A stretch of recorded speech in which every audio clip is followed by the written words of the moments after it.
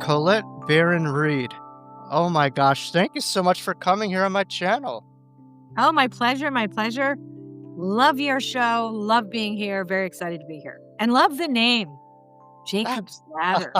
I actually have a song where one of the choruses is "I climbed Jacob's ladder." Yeah, oh, like, it's wow. yeah, I'll send it to you. I'll send it I have to dig it up somewhere, but yeah, I think you dig it. Yeah, yeah, I love it. Well, we're gonna be singing Colette's, ladder here on the show. I mean, I've been a huge fan of your work. I know we talked in the beginning from remembering your future to the Oracle decks, and now you have this beautiful book called The Art of Manifesting, and it's a nice play on words because literally It's this art. is the art on manifesting. It is. Before we get to your awesome book, and it was, Anna Denning, helped with the art, and you guys are both in the neuroscience kind of Yeah, field too as well. For my viewers who might be living under a rock these days because you're like the OG, you've been doing this forever, and I know. just all hail Colette Baron Reid. But tell Eh, us a little bit about, yourself, your work for viewers, and sure. kind of a little bit of what got you into it because from your books, it was just a fascinating Yeah, transformation, and I think a lot of manifestation that came into the person that you are today so into your true. being. And that's why I teach this. So all my work centers around personal transformation Mhm. and personal growth and I would say open-minded alternative spirituality that includes basically everybody. So, anybody who can imagine that the universe is conscious and alive and is our partner. So that's really in a nutshell what I teach because it's what I have experienced. So, I came to this actually in a fascinating way because it's not something I ever wanted to do. I always just wanted to be a singer-songwriter and do music. But, it's funny, I heard a conversation with, Stephen Colbert and Lady Gaga the other day, and she put it so succinctly about she wanted to touch people with her art. She wanted her lyric, her story to help people feel in any way that they're supposed to. That was what was driving her. And that was exactly what drove me. But I thought it was the form of music, but it Mhm. was really this form. When I talk about personal transformation and why I do this, it's because I'm walking living proof that you can completely rewrite your entire story and step into what Joe Dispenza calls the river of change and literally become someone else, that you were not necessarily in the trajectory to become. Um, I will give you just a bit of background. So I'm coming up to 40 years clean and sober, one day at a time. And so I've been doing this work for 36 years full time. So imagine prior to this, and I'm 67. So we're going to go back in time, back into my 20s, when I was really struggling. I'd always had the ability to see things that when I say we're not there, they are there. They're just Mhm. to be able to access information about people and events, etcetera, outside of time and space, remembering the future, like being able to see what is possible.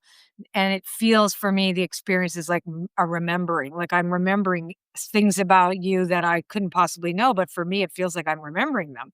So Hmm. that's why that first book was called Remembering the Future.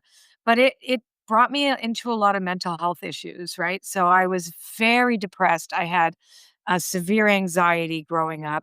I was bulimic when I was 14. And I really didn't know what to do with myself. So I felt like I had to escape. I had my first drink when I was 12. My father was Serbian and they had something called Slivovitz, which was a very, very potent plum brandy that and I immediately felt it was medicinal. So I had the genetic makeup anyway, because it runs in my family, to become addicted to alcohol or drugs. But it was really, when I think of it, that it helped me escape this overwhelming world that I had no boundaries in, and there was no one to tell me that it was okay or what it was, even though my dad, and I found this out after my father died, but his oldest friends who had come over from the former Yugoslavia, came to Canada with my parents. I'm Canadian, Mhm. and they told me that my dad was able to do what I did, and but my mother told him she would divorce him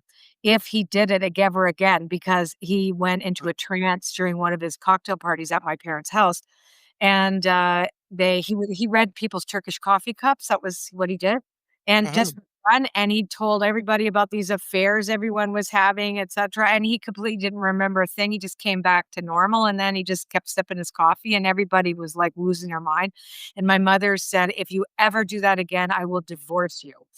And that was a huge scandal, nobody talked about it, so I only found that out I was 33, because my dad died when I was 33 years old, so it Mm, was just after that, 33, 34 years old, 'cause my mom had died after the year after, so it was really uncanny, but he did teach me how to read Turkish coffee cups, but mhm, he was an engineer, and he was a very intellectual man, he also was an inventor and did all these things, so and I was supposed to go to law school, but he still taught me, right, never without ever saying, "Hey, you have something," even though my nanny, who was a Scottish lady named Mrs. Kelly, I remember because I was in the dining room. We had one of those swinging doors in the dining room, like, in our mhm. house, and Sure. I'm the only one in the family didn't wear glasses. So I heard my Mrs. Kelly, who was a psychic, okay? So when my parents would go out, Mm, she'd have her little lady friends over, and because she was, like, really old, and she would do playing cards and do their readings when my parents were gone.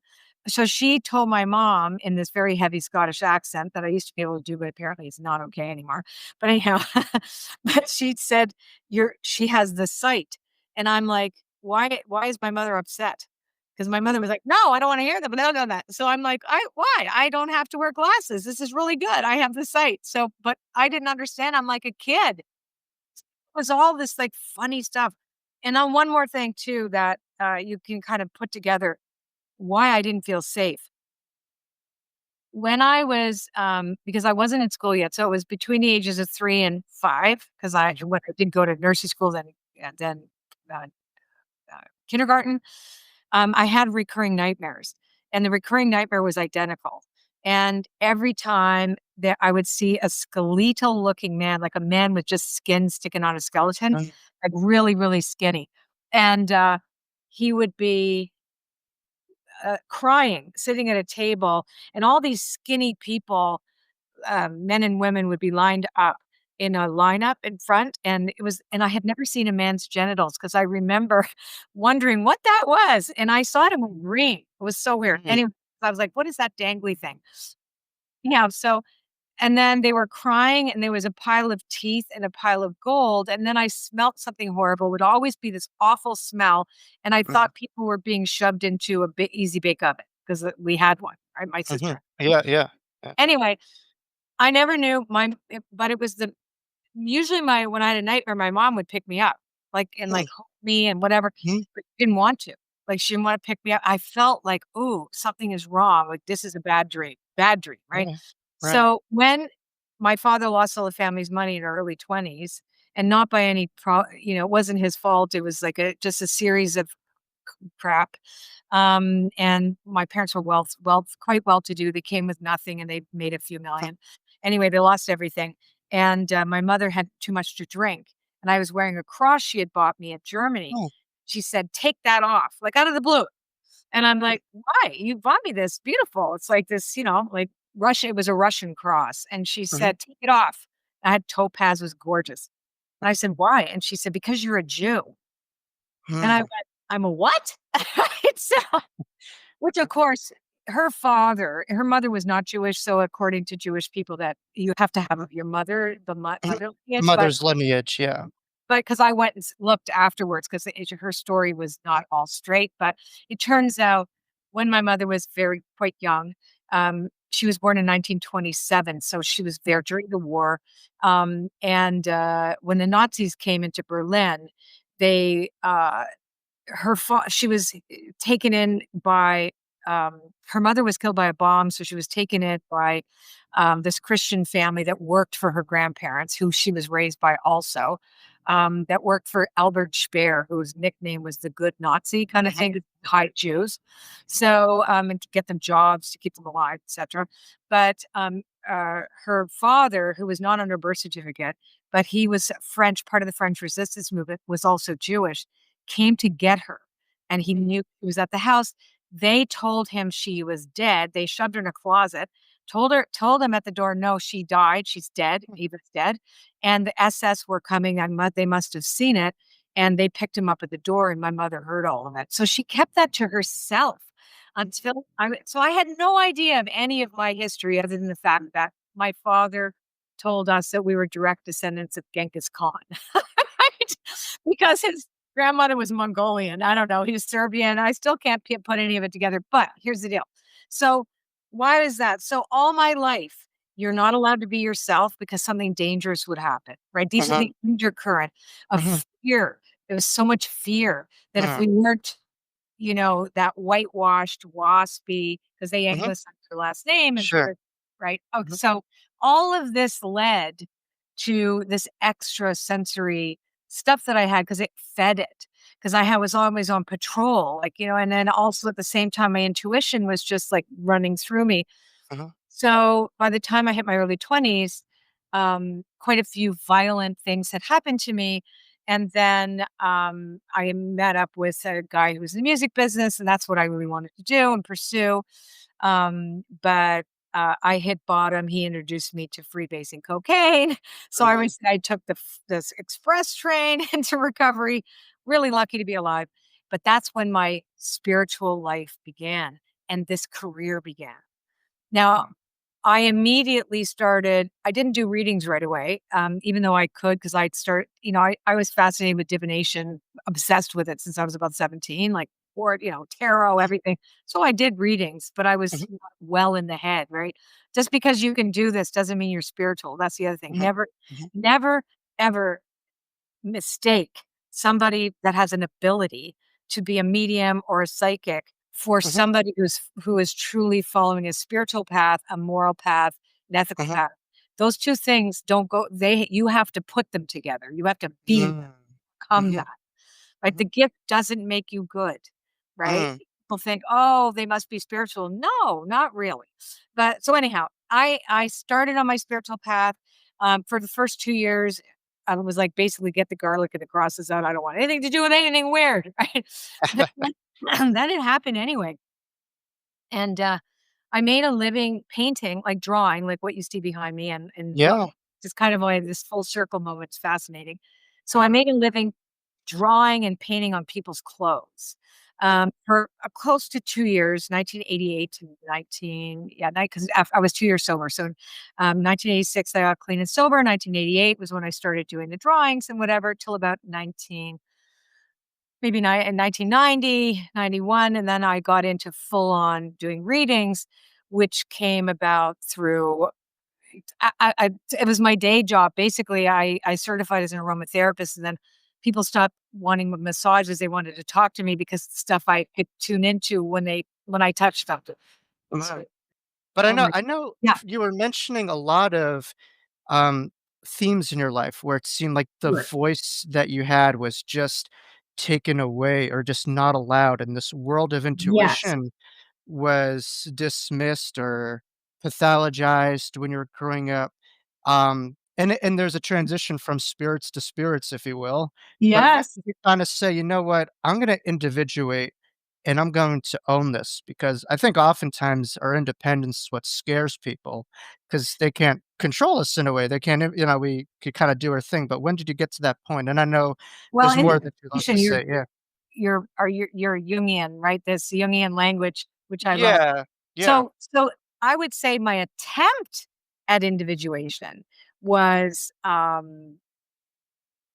when I was heading into university, Mhm, and, I kept trying to run away, right? mhm, And I was also drinking and drugging, so when I that's why I say the attempt at individuation, and also because I felt like I was taken hostage by by a situation, no one's fault, because I recognize today just how important my parents were trying to protect me, us, whatever. Right? Mm, So it was in no way I misconstrued it as trying to control me.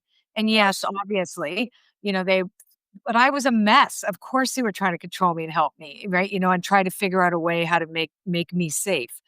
But ultimately I internalized it as something that, was suppressed or whatever. When I got clean and sober, um, that's really when everything started. Mhm, And I'm going to say to you, the past 40 years has been all about reclaiming the authentic self. It isn't all about individuating in a healthy way.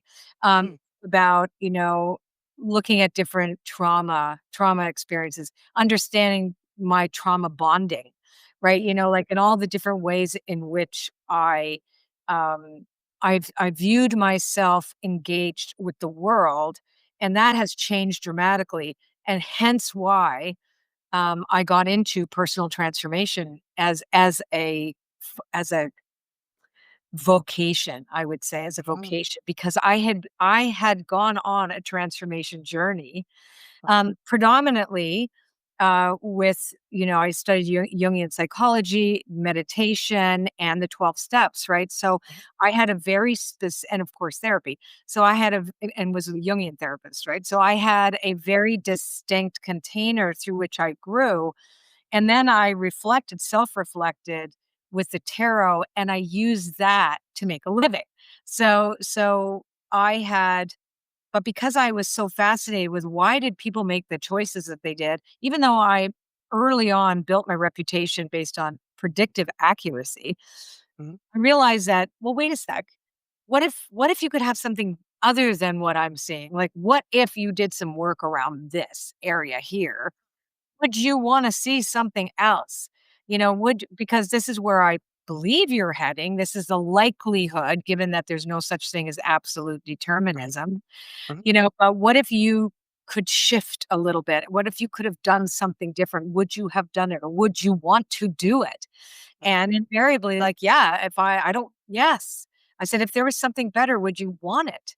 And so mhm, that became, because I didn't even know certain things were even available to me, as on my path to becoming. It was not even possible for me to imagine it. But because I had developed a really, really deep dynamic relationship with a higher power. Sometimes I call it God, but I look at it more as a conscious universe now, but I have no problem with language because it's not religious to me at all. And I do think that there's commonalities amongst all religions where they intersect around the golden rule, and mhm, the rest of it, like, whatever. But ultimately, at the end of the day, there is something bigger than me that's operating in my life.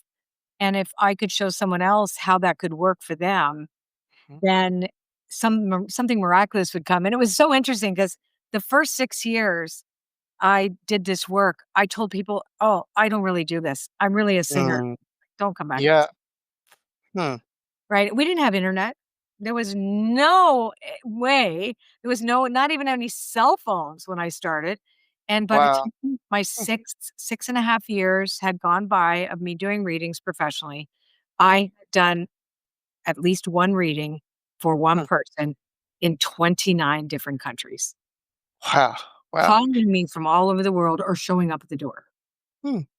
I don't know if you ever seen that movie, The Hereafter, with Matt Damon. It was a great movie, but essentially Matt Damon plays this medium that just doesn't want to do this stuff, and he just pushes away, but people come to him, and it seems like that's kinda what you're describing, where it took some time to, would you say, embrace this? And is that a part of how, I don't know if you call it Yeah. a gift or something, is that kinda Well, how it works where there's a bit of a struggle with your purpose or, I think this so. role that you're supposed to play in this life?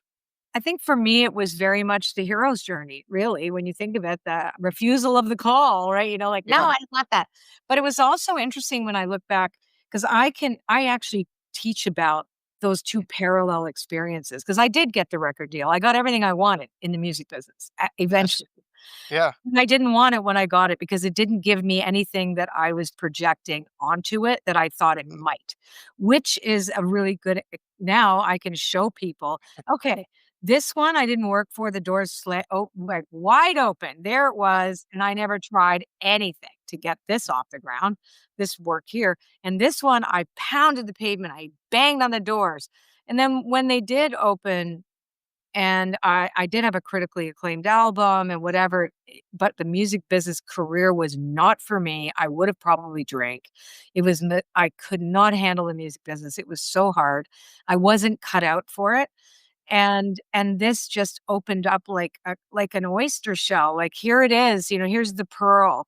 You can take this grit of your life that's turned into a pearl now and share it with others this way, and you still have the microphone in your hand, and you're Mm, still telling the stories, just not in song form. You can do music as a hobby, which I do, right? So, but yeah, then it was interesting that um, I came back into art because, of course, my oracle cards, etc. The last oracle card deck that I released has my own art on it, and in wow. 2021, I got I I needed something to dispel the anxiety that was building up during the pandemic, and I don't want to take medication or anything, and meditation wasn't working, so I needed a different medicine, Yeah. and painting was it.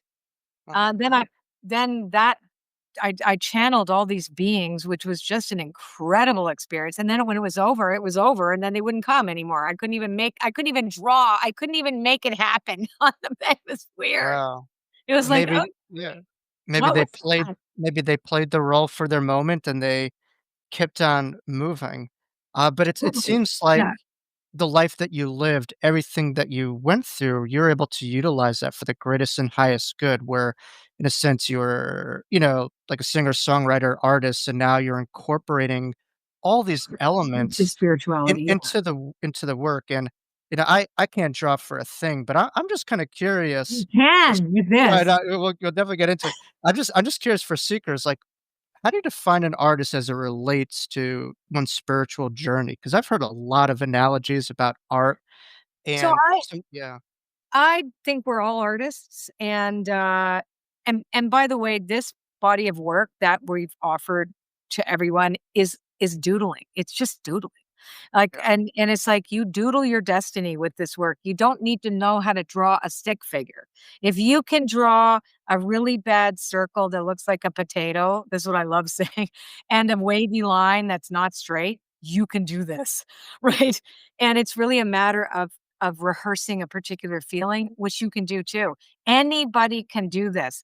So I think we get very precious when we say the word art and artist, and it gets very exclusive. And that's the industry of art, which has barriers to entry, like, oh, you have to be this or you have to be that. It's very snooty, it's very controlled. And there's like, you know what I'm saying? Like, there's a Yeah. door and you have to like line up. Uh-huh.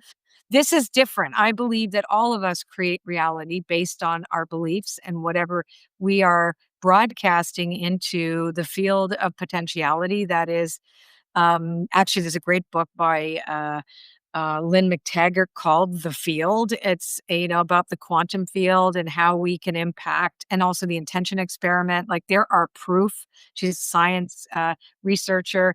There's so much science now around the fact that consciousness is fundamental to all of life.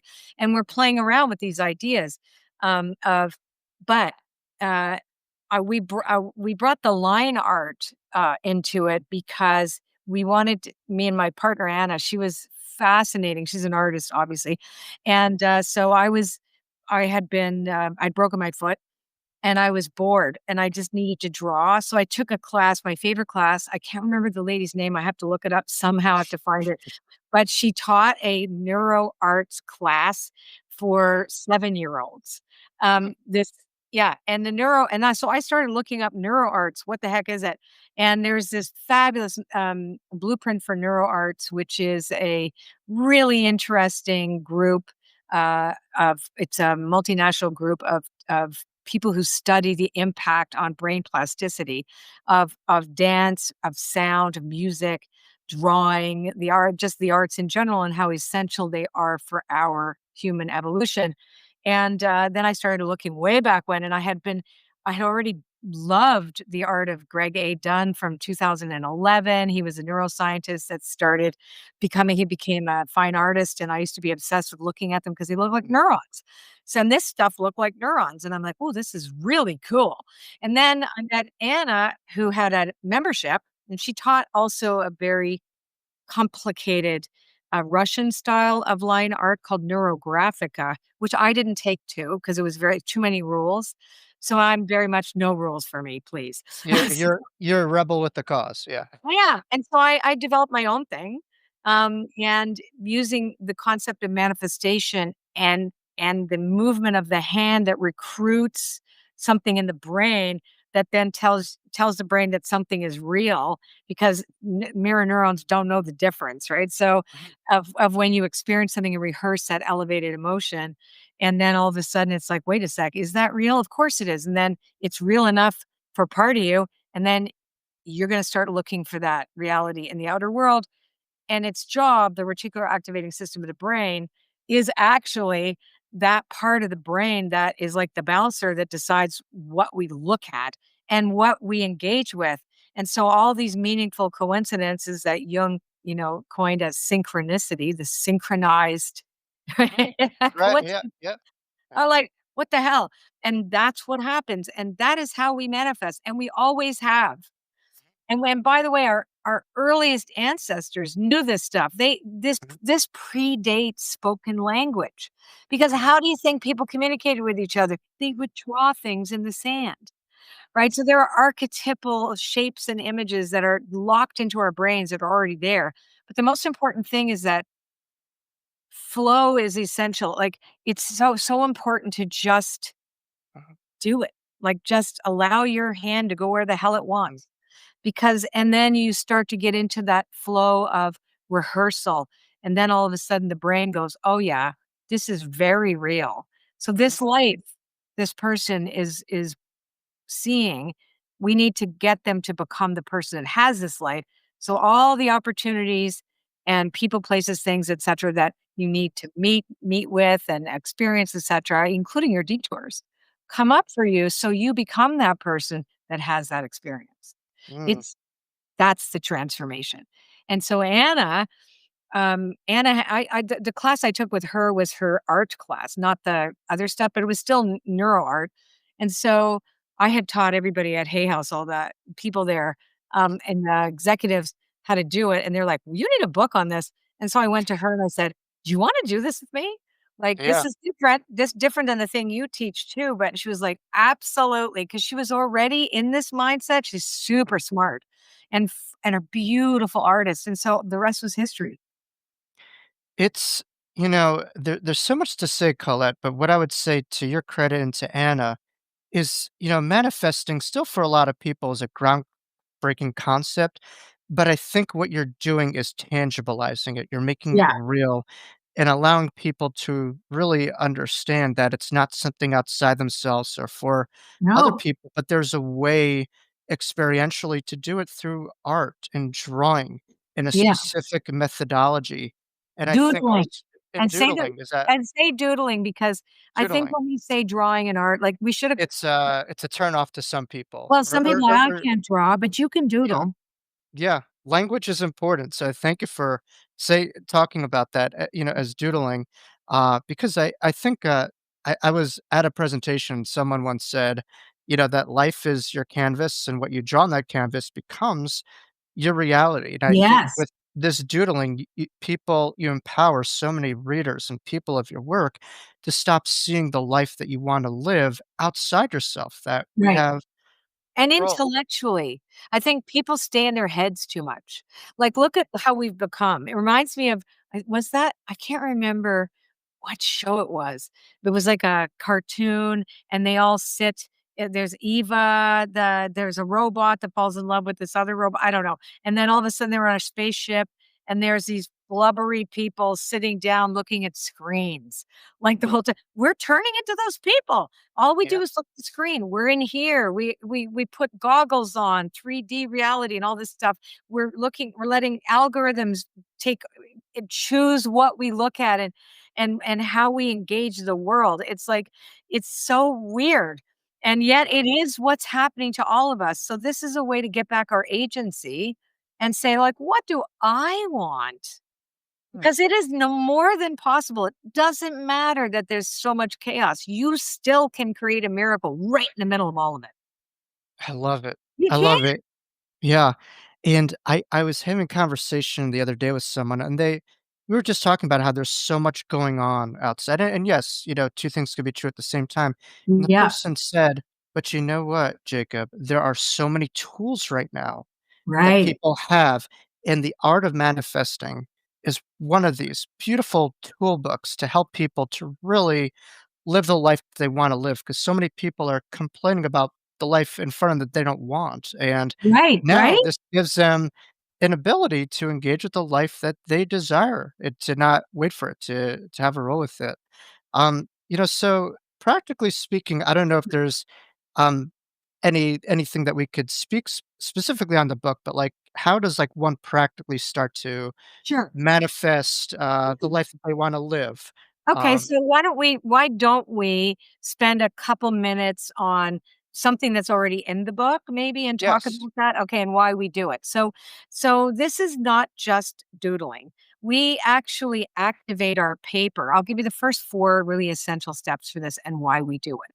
So, remember that this is all about brain plasticity, right? And brain plasticity is a way in which we can change our internal, like, actual brain, right, to which is the broadcaster, guys. So the brain is a broadcaster. It is broadcasting frequency out into the universe. The universe responds to us, right? That's like this is people Mhm, it's all in the book. The science part, this is not woo-woo. This is what it is. It just is. mhm, So we're like, "Okay, fine. If I keep on broadcasting negativity, I'm the one that's gonna run into the road rage guy on the road," right? That's just the way it is. Everybody has an anecdote about, "Oh, yeah, I was feeling like this constantly, and then this," right, was matching it. So we wanna have a different match in the outer world. The only way we can do that is change in here, not out there. You cannot fight against anything. It's not gonna work.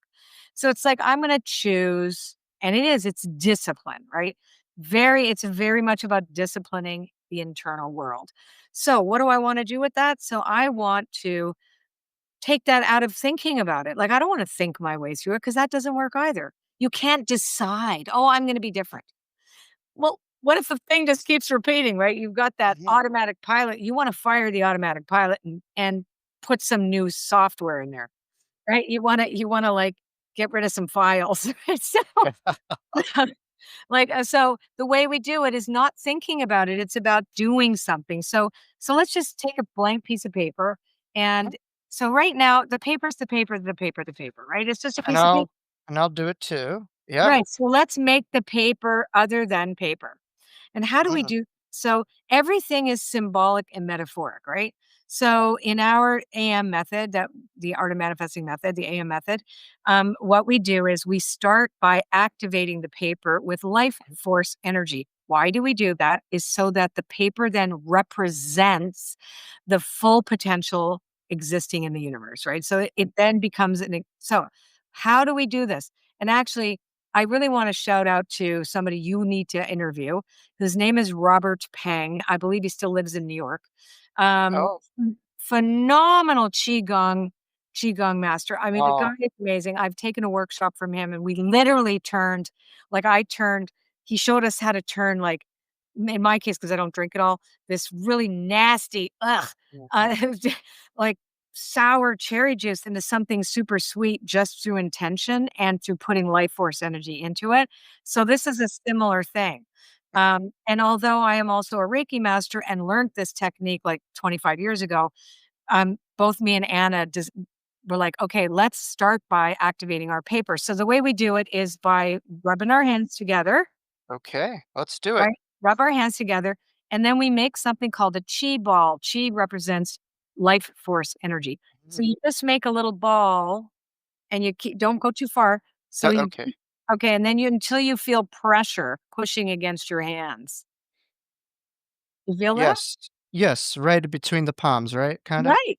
Doesn't that feel weird and cool? It's yeah, Of course, yes, yeah, right? love it. So then you just can grow it a little bit, like make and you'll notice if you take it a teeny bit further, then just push it in again, just like do what I do, and you'll notice more pressure It's as definitely like a magnetizing right? type feel and a tube kinda sensation, yeah. Weird, right? Okay. So now what we wanna do is we want to activate our paper. I'm gonna show you sideways. So what you're gonna do is you're gonna push it into the paper with both your hands, right? And Both my hands.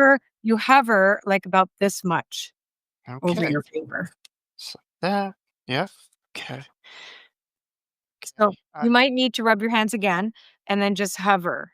Like just I hover until you feel also a bounce back on your hands on the paper. Colette, should I focus on a particular light coming from my hands or just focus on Yeah, the you feeling? can do whatever. The idea is that you physically feel something that you didn't feel before, right? Great, great. Do you feel that? Yes, I do feel yeah, absolutely, as a Reiki master too, this is Yeah, right. You get familiar it. ground. Yeah, you know, All right. I So do this then stuff all the time, yeah. yeah, normal people that don't know about this stuff, like you should be going like, "Whoa, this is so cool." And you should notice a temperature change also. So it can get warmer and sometimes cooler, Yeah, depending on if you go too far out, you'll get coolness right away under your hands. That means you've moved away from the energy. yeah, Anyway, so you've now activated your paper because why? Now, if you look at your paper, even the paper should do something slightly odd. If you mm. look at the paper now and just tell me what you see on the paper. It seems to have more of an aura to it or colors Yes, to it. right? There's more of an energy It emanating from it, right, it really does. It what looks I like see. these kind of weird things, like it's like Yeah, I I'm seeing some colors, yeah. some colors, yes, exactly, and you might get lines and weird little things out the kind of your so, next thing we're gonna do is we are going to and anybody can do guys, you can do this, anyone can do this. We're taking our pen, and we're gonna draw in the middle of the paper, we're gonna draw a a dot, and it's going to look like this. Okay. Now, if you don't have paper and you're just watching us do this, I want you to stare at my dot Mhm. and, you do yours, and I'll let the people that don't have a piece of paper yeah. Like this, right? Yeah, you Kind put yours down. You okay. put yours down just so that they can just see one thing, and you can if you stare at my dot, you Mhm. should start to see something around the dot. Mm, mm. Just stare directly at it and allow your peripheral vision to your soft vision to just show you what shows up on that paper. Now you should be looking at your own. Okay, I see. Yeah. Um, So did you see anything? There should have been like a halo. definitely, yes, a white halo around it. There's a yes, for sure. Now mine moves around. So when I look at mine, I see it move around. Yeah. So yours might move around too, like it might go all over the place. And so why do we do this? So we've just now done something that wasn't there before. So your brain is clocking that. It's going, whoa, wait a second. This thing has energy. It looks different. I can see something move around now. There's light on this thing. Mhm. Okay. My intent that's so you've lit up your intention. So the dot should be the intention. So I forgot to mention you should intend something when you do it, but we just wanted to show you how to do it. So that Yes. dot should be, and you can decide what the dot means now and finish your dot by adding something around it very slowly and just think of one thing that you're grateful for. Just one thing. Mm, Now for me, I wanna feel stupefied in gratitude, so I think about when I first smelled my dog's breath. I know that sounds crazy, but I fell in love with that little girl. I smelled her head and her puppy breath, and I was freaking out of my mind in love because I had just oh, lost another dog, and she just came to mm, heal me. That's what I think about.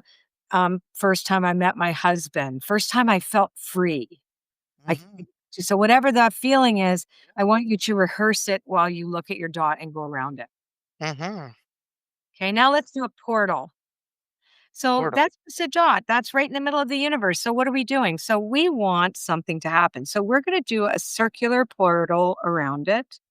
Mhm. And I'm going to show you my terrible circle. Okay. That's what it looks like. Okay, you Okay. guys? Yeah. So just draw a circle around it. And that is That's a portal. And you're going to ask yourself, is my dot in front of the portal or on the other side of the portal? Mm. It's my dot. It's a, hmm. Is there a right or wrong answer to this, or Well, it depends. it So, no, depends if on okay. we want what we want, no, I mean, it depends. Like, you can start by seeing it on the outside, Uh-huh. but then that gives us limitations. What Mhm. if we step through the portal and Mhm. that dot is on the other side Uh, in pure potentiality? That's what we wanna adjust. uh-huh, We wanna uh-huh. adjust. Then we're gonna draw 4 frequency lines, so we're gonna take that gratitude, and we're not gonna say grateful for anything in particular, we're just like, "I love," and we're gonna take 4 lines that are wavy, that are, like, not making any sense whatsoever, that are gonna go wherever they want. See? Okay. Yes. They're wavy, and they're not straight. Okay. So imagine Mhm. right there that thing that you're rehearsing, because you're gonna rehearse it when you do it at home, right? You're not Yeah, gonna yeah, make it really short for the podcast. yeah. So you imagine that this feeling state is being sent to the universe. So Mhm. I like to prepare before I do any drawing with this way, even if I throw the paper out, because I want only to manifest and co-create my reality through awe and Mhm. through gratitude. The Mhm. law of praise in advance. I am so grateful right now for Mhm. that which I cannot see yet, but it's there and I know it because I'm claiming it, Mhm. right? And it's not even the Canadian Thanksgiving yet. Yeah. No. So I here's assume the that. yeah, here's the other thing. So we're not the only ones. Here's the universe is gonna talk back to you. It's just gonna follow a similar line going, "Yeah, I hear you. No problem. You want something to be grateful for, because the more you practice gratitude, the more I'm gonna show you things to be grateful for." Mm. Right? Yes. Now, I like to put 8 lines, and why? Because 8 is the number of manifestation.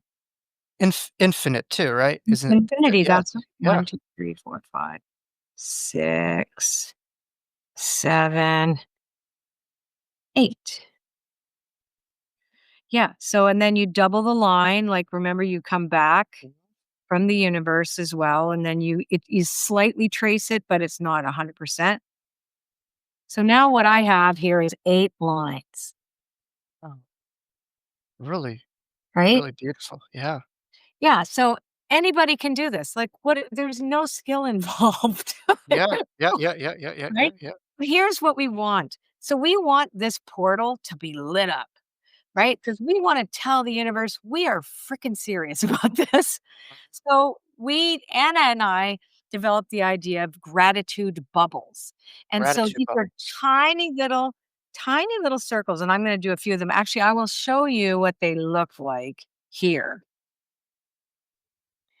So you see that? You put these tiny little bubbles in there, and it Mhm. starts to look like cells under a microscope, That's what I was thinking. Yes, yes. right? That's exactly what it looks like. Yes. Yeah. So, and I stumbled upon that like ages ago when I was doing it. My girlfriend had come over and she goes, "That looks like cells." And I went, "It does?" She goes, "Yeah, that looks really cellular." And so I'm like, "Cool." And then Anna and I was like, "Okay, well, we have to make them mean something." So Mhm. if they are cellular, like here's an example of one of them that I did, Wow. being grateful for all the podcasts. Just so Mm. you know, you're in there. Wow. Wow, wow, wow. Oh, wow. So so if I am grateful, then I am putting those as bubbles in there because I am animating this. So because if it becomes a cell and your brain clocks that, "Oh, that's a cell." Well, then you're training yourself to see, "This is real. I'm looking at cells. I felt feelings. I saw something I wasn't there before, which means I have to know that I don't always see what is already there." So that's how you train the brain and then the reticular activating system of your brain then goes clock. "Oh, I'm not going to let in all those other negative thoughts then now. No, no, no, no. You're going to rehearse this gratitude stuff. I'm going to show you what is real. Right, that's the other thing, 'cause if it's cellular, then it's reality, then the brain also sees, "Oh, yes, it's real," right? Mhm. Because it's a living thing. Now, I'm an animist, so I believe everything is alive, and so your hopes, your dreams, the out picturing of those things have a life force, and Yeah. that's right, just like Reiki, Yeah. right? It's like a life force energy, we're igniting that, and we're showing the universe like, "Hey, I can't find my drawing now. Oh, here it is. Yeah. So if you guys but you gotta get the book. Like, this is ultimately at the end of the day, Okay. yeah, you can get it your hands on the book that will give Can I you all can I see the one of your drawings on it, or this was Yes. animated? No, that's Beautiful. mine. That's mine. And we also have videos that'll show you this. You can hang out with us for like on YouTube and also, like go to my channel or we're Neuro Arts channel and my channel. And you can see that we sit with you for a full hour doing it with you and Yeah. stuff. It's really fun. Like right now, I've given you the things that are most important is Mhm. that you start with gratitude and then the next thing I will say this, so you fill in this stuff to make it look like, cells. Then okay, so in here, I like to be grateful for what I already have. So I'm gonna say, Mm. "Thank you, thank you, thank you, thank you." I'm gonna fill it up. "Thank Mhm. you, thank you, thank you, thank you." Then I'll do some things with that. I put circles in there, but I'm very intentional. Right now, I did it fast, but I will Yeah. sit there and I will be like, "I am so happy. I am so grateful." And then It's that's very what much from the depths of your heart versus, yes. the intellectual kinda No, just it's saying not it to get intellectual at all.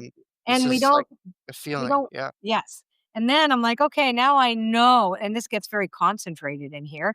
Remember, it's on the other side, right? It's on the Mm. other side. Yeah. You Yeah. think it's inside, it's actually on the other side. So now I'm saying thank you for all the stuff that I am claiming as mine to manifest my reality, that for the highest good of all, um, for the universe as my friend. I am in service to the whole, whatever it is that you want to say. And then basically, this is the zone of synchronicity outside of that. And then you spend some time curving the things that are like I'll show you this. Like, hang on one sec. I just showed you? Yeah, so I'll show you this piece. So how you end up curving these little parts wherever you see crisscrossing, you want everything to be round. So this is called curving and then all of a sudden your brain goes, "Oh, those look like neurons." Then that's not Oh, I know what that is. And then the brain just keeps on recalibrating itself. Wow. And again, we experienced it before we did the research. So I'm a nerd and I'm always like, I used to drive Bruce Lipton crazy. I'd call him up and say, like, "What happened? This happened in my workshop, and the lady's hair changed." And he was like, talking about, he taught me about epigenetics. And like, what? Yeah. Something Yeah. else Yeah. happened. But yeah, Anna and I are both nerds. And so we went nuts looking at the research to say, what can we find that will support this theory of ours?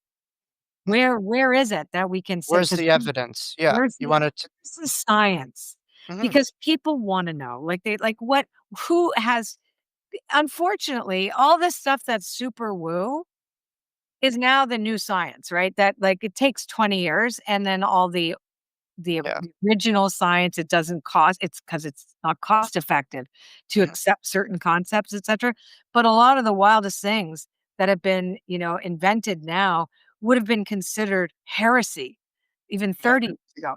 So a lot of this is still in process of being proven, but ultimately, you can't discount it. If you have an experience within and again, I always say give it 6 months to a year. Like I we can you can manifest something in days or it might take Mhm. a little while, but it works and it works every time as long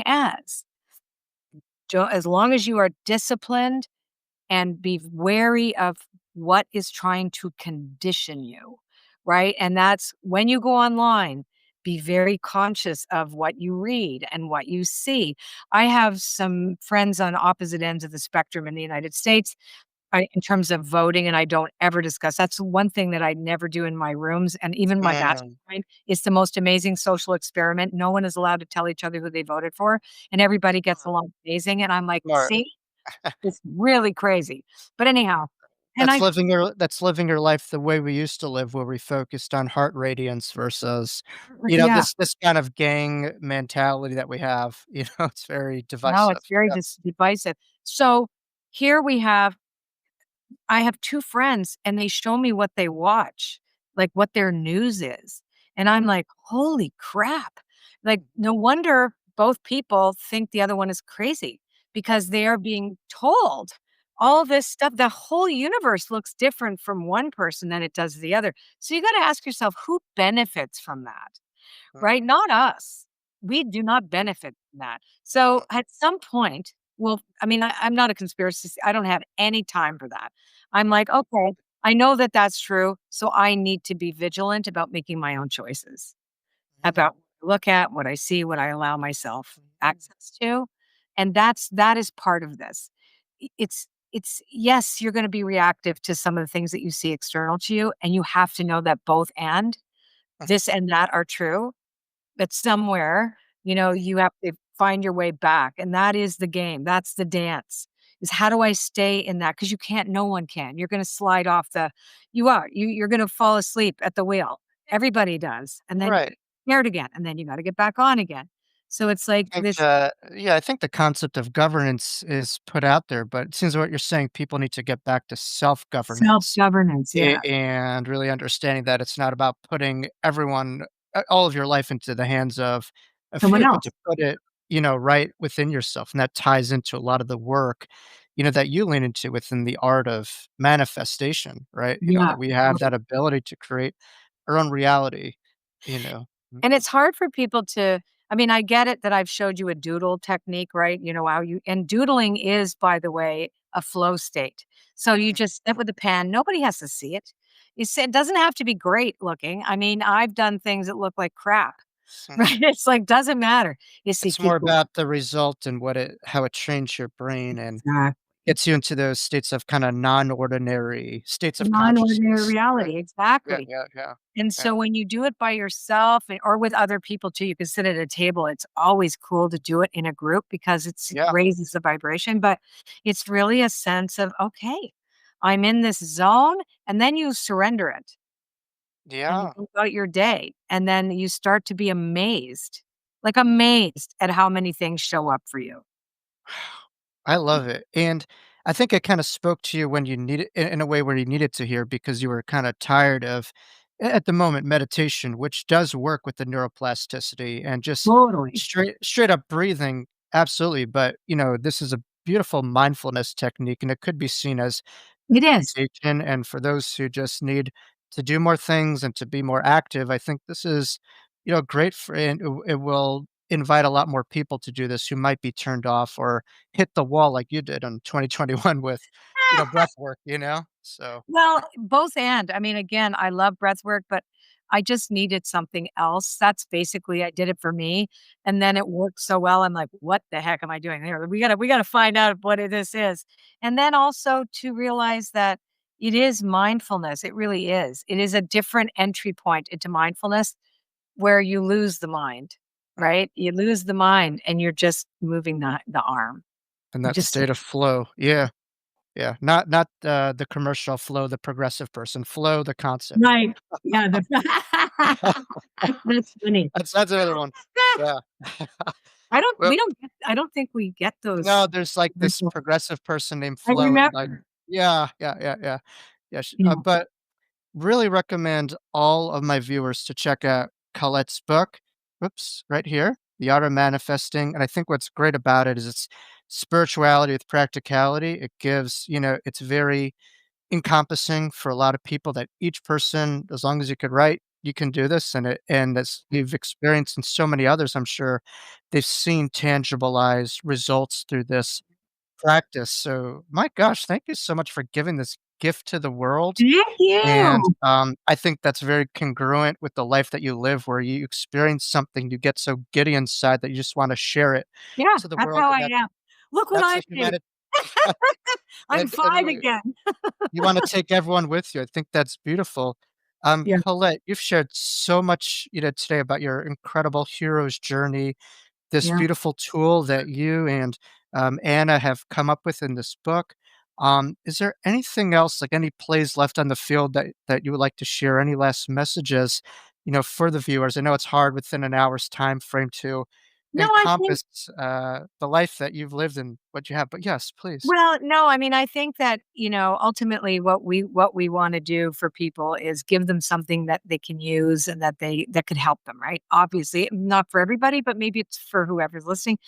But I think that's what's really important is that don't look into the world and think because of what's happening, you don't matter.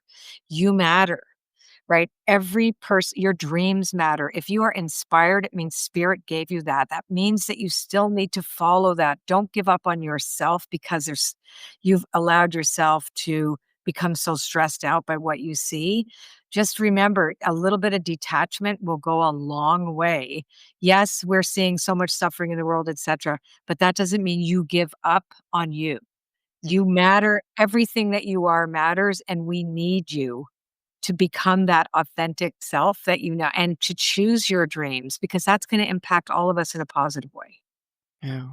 No soul left behind. We need everyone Yeah. to be a this spirituality is a participation sport, It so is, it's a yeah. I like that.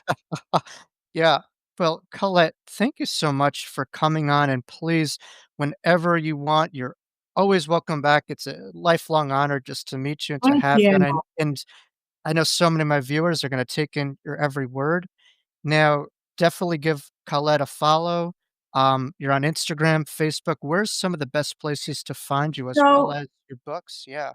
yeah, so if people go to my website, colettebaronreid.com/book, there's a bunch of bonuses also that you can grab. If you've got a book from Amazon or any bookseller, you just give the little slip and show us, and then we just give you a whole bunch of stuff to help you.